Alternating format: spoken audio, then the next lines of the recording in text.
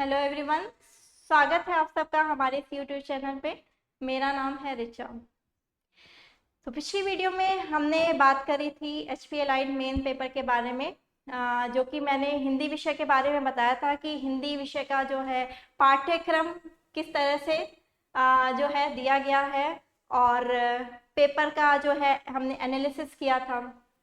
साथ ही साथ हमने ये जाना था कि कहाँ से कौन से क्वेश्चंस पूछे जा रहे हैं, कितने मार्क्स के पूछे जा रहे हैं और कुल कितने मार्क्स का ये पेपर होता है।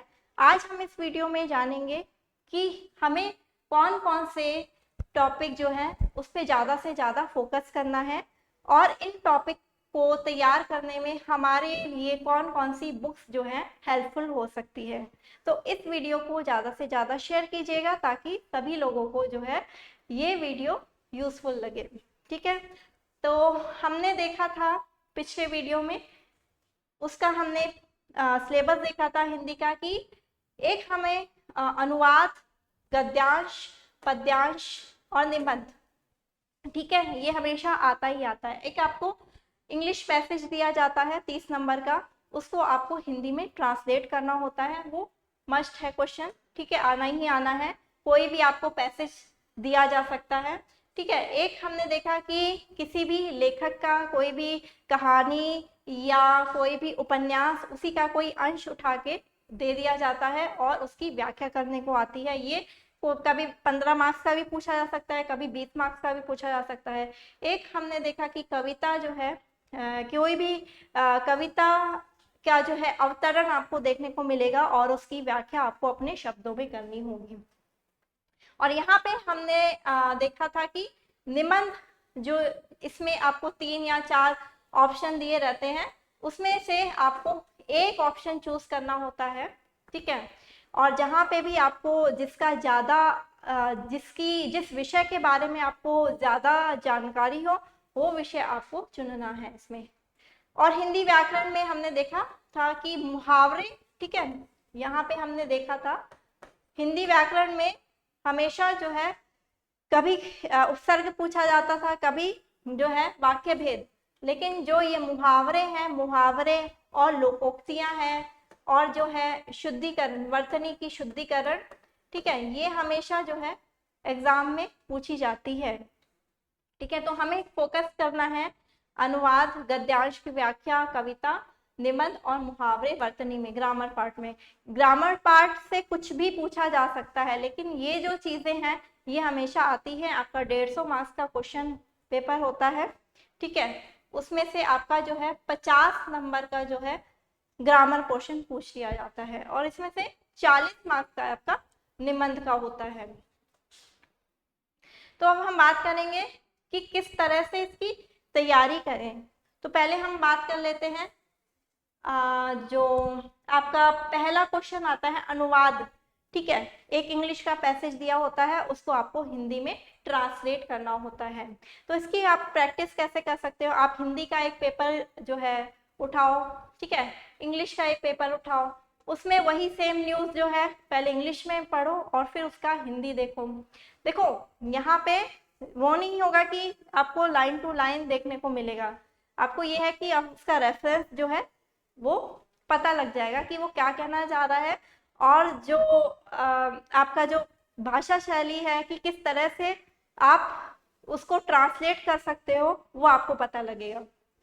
ठीक है, तो अनुवाद में क्या है, अगर आपको पैसेज देखने को मिलता है तो सबसे पहले पैसेज को 1 या 2 बार आपको पढ़ना है। उसके बाद जो सेंटेंस जहाँ पे खत्म हो जाता है, एक एक सेंटेंस को आपको तोड़ना है और उसको जो है अनुवादित करना है।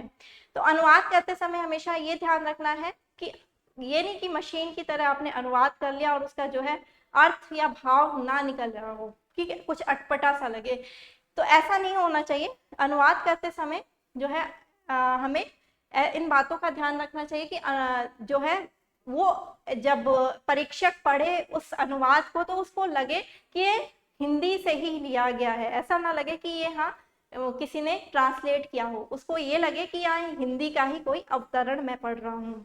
ठीक है, तो इन बातों का आपको ध्यान रखना चाहिए। और प्रैक्टिस कैसे कर सकते हैं, सेम वही कि आप जरूरी नहीं न्यूज़पेपर, कोई भी आप किसी भी चीज़ का अगर आपको मतलब कि इंग्लिश का न्यूज़पेपर आता है तो आप खुद उसकी ट्रांसलेट करो हिंदी में, ठीक है। तो इससे आपको जो है हिंदी की जो है शब्दावली भी बढ़ेगी और साथ ही साथ आपकी जो है वर्तनी जो है सुधरेगी। अब आते हैं आपका गद्यांश और पद्यांश, ठीक है। तो हमने देखा है कि हमेशा आधुनिक युग से ही वो गद्यांश और पद्यांश देखने को मिलता है। तो इसकी व्याख्या कैसे करनी है, तो सबसे पहले आपको संदर्भ लिखना है, ठीक है। अगर आप संदर्भ नहीं लिखोगे तो इतना इफेक्ट नहीं पड़ेगा।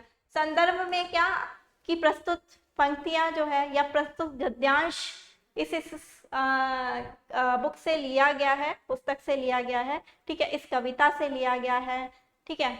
इस या जो भी आपको पता है कि ये कोई यात्रा वृतांत है या मतलब कि एकांकी है या नाटक है, ठीक है। तो वो आपको लिखना है और इसके लेखक जो है ये हैं। अगर आपको नहीं पता है कि किससे लिया गया है तो लेखक का नाम जो है पैसेज के लास्ट में दिया रहता है, तो आप संदर्भ में लिखोगे कि प्रस्तुत गद्यांश के लेखक ये हैं और फिर आपको जो है उसकी व्याख्या करनी है। तो व्याख्या में जो है क्या ध्यान रखना है हमें व्याख्या करते समय, ये नहीं कि कई लोग करते हैं कि 2-3 जो है उसको शॉर्टकट करके लिख देते हैं कि व्याख्या का मतलब कि उसका जो है 2-3 ऊपर से उठा ली, 5 जो 2-3 जो है मिडिल से उठा ली और लास्ट से 2-3 लाइन ले ली और उनको जोड़ वोड़ के लिख दिया। व्याख्या का मतलब होता है उसको अपने शब्दों में लिखना। जो भी आप अवतरण पढ़ रहे हो, गद्यांश की लाइन पढ़ रहे हो, वो लाइन से आप क्या समझे, ठीक है, उस अवतरण को, उस पैराग्राफ को पढ़ के आप क्या समझे उसको दोबारा से अपनी भाषा में लिखना। जैसे कि आपसे मैं बोलूं कि आप किसी पिकनिक पे गए, ठीक है, और मैं आपसे पूछूं तो कि वहां पे क्या क्या किया, तो आपका बताने का तरीका अलग होगा, आपके किसी दोस्त से पूछो तो उसके बताने का तरीका अलग होगा, या मैं कहूँ लिखने को बोलूं तो दोनों की जो है लिखने की जो लेखन शैली है अलग अलग होगी, ठीक है। तो यहाँ पे क्या चेक किया जाता है, एग्जामिनर जो है भावों को चेक करता है, ठीक है, इसीलिए व्याख्या करने को बोलता है। तो बस उसको अपनी सिंपल भाषा में आप उस जो है उस पैसेज को पढ़ के क्या समझे वो लिखना है मेन इसमें, ठीक है। फिर आते हैं हम निबंध पे। अब निबंध जो है किसी भी विषय पर जो है दिया जा सकता है, वो राजनीतिक विषय भी हो सकता है, सामाजिक विषय भी हो सकता है, करंट विषय भी हो सकता है जो आजकल चल रहा है, ठीक है, गाजा अटैक वगैरह पे भी, या किसी भी सामाजिक समस्या पे भी हो सकता है, या स्त्री पे भी हो सकता है, ठीक है, स्त्री को सशक्त कैसे बनाए। तो उसकी सबसे पहले आप लोग को रूपरेखा तैयार करनी होती है। रूपरेखा में पहले प्रस्तावना कि आप क्या कहना चाह रहे हो, ठीक है, उसका रेफरेंस देना, फिर उसका अर्थ बताना, जैसे कि बेरोजगारी की समस्या, तो बेरोजगारी क्या होती है, बेरोजगारी के पहले प्रस्तावना लिखना, फिर उसका अर्थ लिखना, फिर उसके कारण बताना, फिर उसका समस्या का समाधान, उसका समाधान कैसे हो सकता है, फिर उपसंहार मतलब कि समराइज कर देना उसको। तो इस तरह से आप जो है इनकी हेडिंग अगर डालोगे और उसमें मुहावरे वगैरह का प्रयोग या किसी कहावत का प्रयोग करोगे तो ज्यादा अच्छे मार्क्स मिलेंगे। क्योंकि देखो 40 मार्क्स का जो है ऐसे आता है, उसमें किसी को 20 किसी को 30 भी मिलते हैं। अब इन 10 नंबर में अंतर क्या होता है, लेखन शैली का। और लेखन शैली जो है आपको अपनी भाषा जो है उसमें पकड़ होना बहुत जरूरी है, ठीक है। तो इसीलिए सबसे पहले आप लोग निबंध जो है, निबंध की प्रैक्टिस करो, पहले विषय इकट्ठे करना शुरू करो और रोज एक निबंध लिखो हर किसी भी विषय पर, ठीक है। तो धीरे धीरे करके आपके सारे विषय कवर हो जाएंगे। तो ये था आपका हिंदी साहित्य, मतलब कि किस पे फोकस करना है आपको, आधुनिक युग पे, अनुवाद का मैंने बता दिया, और निबंध जो है वो किसी भी टॉपिक पे आप जितने भी आप प्रैक्टिस करोगे उतने ही आपके लिए अच्छा होगा। फिर आते हैं हम हिंदी व्याकरण के मुख्य विषय पे। तो हिंदी व्याकरण से हमने देखा कि शुद्ध अशुद्ध तो हमेशा पूछा ही पूछा जाता है, तो अगर आप लिखोगे तो आपकी वर्तनी जो है सुधरेगी। अगर आप न सिर्फ पढ़ोगे तो इतना प्रैक्टिस नहीं होगी जितनी लिखने से प्रैक्टिस होगी। अगर आप निबंध लिखोगे, अनुवाद लिखोगे, तो लिखना जो है आपकी वर्तनी के लिए बहुत अच्छा है। जो भी आप लिखोगे तो उसमें आपको पता लग जाएगा कि मेरी लेखन शैली कैसी है, ठीक है। और साथ ही साथ आपको अपने गलतियों का भी पता लगेगा कि कौन सा जो शब्द है मैं उसको अच्छे से नहीं लिख पा रहा हूँ, मतलब कि अशुद्ध रूप कर देता हूँ उसका, ठीक है। फिर आते हैं मुहावरे या लोकोक्तियां। रोज 5 या 10 मुहावरे आप तैयार करो, प्रैक्टिस करो, उनकी वाक्यों में प्रयोग करो, उसका अर्थ पता करो, ठीक है। किसी से भी आप वो कर सकते हो, इंटरनेट का भी सहारा ले सकते हो। बुक भी, कोई भी बुक है वो चल जाएगी, कोई भी ग्रामर की बुक, क्योंकि सब में मुहावरे लोकोक्तियां आती है, ठीक है। कोई भी कॉम्पिटेटिव एग्जाम्स की आपकी कोई भी बुक होगी वो भी चल जाएगी। फिर आते हैं विराम चिन्हों का प्रयोग। तो विराम चिन्ह आए थे, लेकिन अब विराम चिन्ह के अलावा अल्प विराम भी आ सकता है, या उद्धरण चिन्ह भी आ सकता है, विस्मयादि बोधक चिन्ह का भी प्रयोग करना आ सकता है, या बोला जा सकता है कि ये वाला चिन्ह बताओ, ये क्या होता है ये वाला, ठीक है। तो इन पे भी आपको फोकस करना है। साथ ही साथ वाक्य भेद, कितने भेद होते हैं, अर्थ के आधार पर अलग होते हैं, ठीक है। रचना के आधार पर वाक्य भेद अलग होते हैं। साथ ही साथ उपसर्ग, ठीक है। उपसर्ग जैसे कि बता दिया कि अब अनुशासन में जो है क्या है, कौन सा उपसर्ग है, ठीक है। मानवता में कौन सा प्रत्यय है, ठीक है। तो ये सारे क्वेश्चन, अब प्रत्यय क्या होते हैं, जो शब्दांश शब्द के अंत में लगे, तो ता ये जो है प्रत्यय है। और अनुशासन मतलब कि उपसर्ग क्या होते हैं, जो शब्दांश शब्द के शुरू में लगे, ठीक है। तो उससे मूल शब्द निकालना होता है, या आपको बोल सकते हैं कि इससे मूल शब्द निकालो खाली, ठीक है। तो कैसे भी किसी भी तरह से क्वेश्चन पूछ सकते हैं। साथ ही साथ संज्ञा, संज्ञा में कैसे भी बोल सकते हैं कि भाववाचक संज्ञा बनाओ, ठीक है।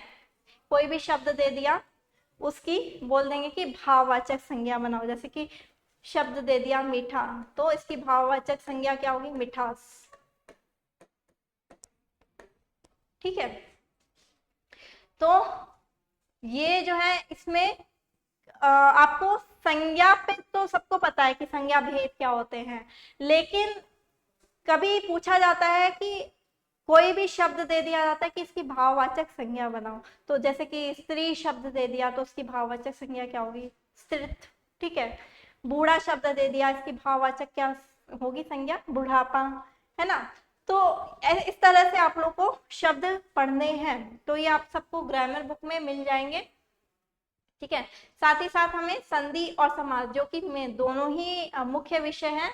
संधि विच्छेद आ सकता है, समास विग्रह आ सकता है, ठीक है। आपको या तो बोला जाए कि इसकी संधि करो, या बोला जाएगा कि इसका विच्छेद करो। विच्छेद करने का मतलब कि इसको अलग अलग करना है, ठीक है। या आपसे पूछा भी जा सकता है कि कोई भी शब्द दे दिया जाए, ठीक है, और बोला जाएगा कि इसका समास का भेद बताओ, कौन सा समास है ये, अवयवी भाव समास है, द्विगु समास है, द्वंद्व समास है। इस तरह से भी पूछा जा सकता है, या आपसे पूछा जा सकता है कि इसका जो है समास विग्रह करके बताओ, ठीक है। अब आते हैं युग्म शब्द से। युग्म शब्द मतलब कि जो शब्द सुनने में समान हो, ठीक है। जैसे कि अंश और अंश, तो दोनों में बहुत अंतर होता है, ठीक है। तो एक अंश मतलब कि कंधा, और एक अंश मतलब कि हिस्सा। तो ये भी आपको युग्म शब्द पढ़ने हैं। साथ ही साथ विशेषण, जैसे कि संज्ञा से जो है भाववाचक संज्ञा बनाया हमने, इसी तरह से विशेषण से भी जो है, जैसे कि हमने प्रकृति से बना दिया प्राकृतिक, ठीक है, प्राकृतिक, तो ये एक विशेषण हो गया, ठीक है। और शुद्ध वर्तनी मतलब कि वही आपको वर्तनी की जो है शुद्ध करना है, वर्तनी को, स्पेलिंग को देखना है। और इसके अलावा आपको रस, छंद, अलंकार, ठीक है, कारक, ठीक है, और ये स्वर, व्यंजन, स्वरों के भेद, शब्द भेद क्या पता इस बार पूछा जा सकता है कि शब्द भेद बताओ। कोई भी शब्द दे दिया, इसका ये तत्सम है, तद्भव है, क्या है, या इसका तत्सम रूप बताओ, या बोल दिया जाए कि ये विदेशी शब्द है, कैसा शब्द है, किस भाषा से आया हुआ शब्द है, ऐसे भी पूछ सकते हैं। तो कैसे ही पूछ सकते हैं। तो मतलब कि व्याकरण का हर एक टॉपिक जो है इम्पोर्टेंट है, और जो आ चुका है, जो हमेशा आता है, वो तो आपको तैयार करना ही करना है, ठीक है। तो अब आते हैं जो इम्पोर्टेंट बुक्स। तो आप कोई भी 10th की एनसीईआरटी की कोई भी स्टेट की, चाहे यूपी स्टेट हो, चाहे वो एमपी स्टेट हो या हिमाचल स्टेट हो, हिंदी की ग्रामर की 9th की 10th की कोई भी ग्रामर की बुक उठा के आप ग्रामर रिवाइज कर सकते हो। ठीक है, या आपके पास कोई भी कॉम्पिटेटिव एग्जाम्स की कोई भी बुक हो वो भी कर सकते हो। ठीक है, तो अगर आपका बेस क्लियर नहीं होगा तो जो है आपको कठिनाई होगी, लेकिन अगर आपका बेस क्लियर है तो आपको कोई कठिनाई नहीं होगी।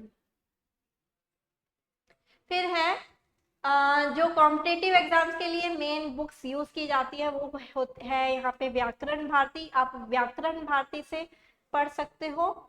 ठीक है, और आप लुसेंट की बुक पढ़ सकते हो।